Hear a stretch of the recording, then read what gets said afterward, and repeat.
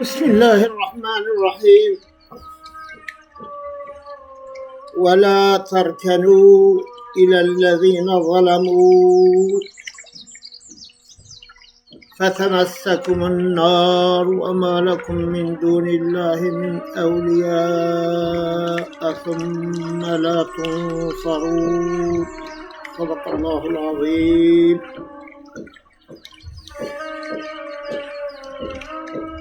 ببالوان کسین کو ستمکارن نکن او نس بیرون کو پاش آگر و بگه و جبلی خوده تدوست و حوالن هواجی و نبن پاش آریکاریا وجی نای کرن آریکاری ظلم مفاعیل مفاعیل مفاعیل مفاعیل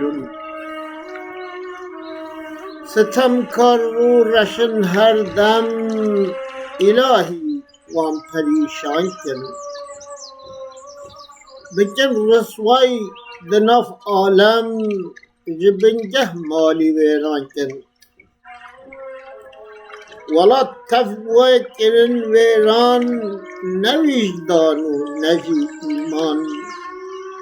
بدل آرن بدف قرآن تمام آخانی دیران جا اطرافا جوین هاتن قوار من بکن تالان باسم حق بکن ظلمه اوام به حال و خیزان کن اوین دارن جبو دینا دلالا مای بن دستا بخوازین ام اوی شوخه بشور تازی رزگار کن کو 100 سالن لسر سنگ طلسما جهری دانین جب من سهره مدر بینم بجاره کش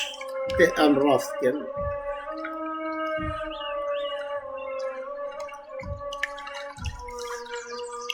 جوه ورطه برین دارن نکارین ام بکن صبره کو خونای دو چاون ما جوه ایشه مبیجان کن همو ملت کو دل شادن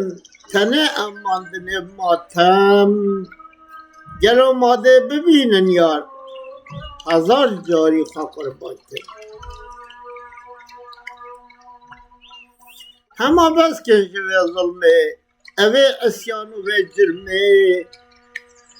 جبونا ها بکن حلمه تا انجام حضر ناکین گلک ظالم موی دیدین دناو فخر و کبره دا ذلیل بون او کتن کنجه نکارن دی خواهی باکن جمال و جهد بن محروم دو کنجک طاری دا محزون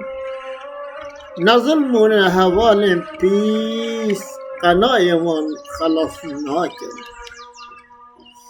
دمن في زجر قحري أو دمين بخودي دمرن جبير روشان إنساني يلو مفتي أميك شاكن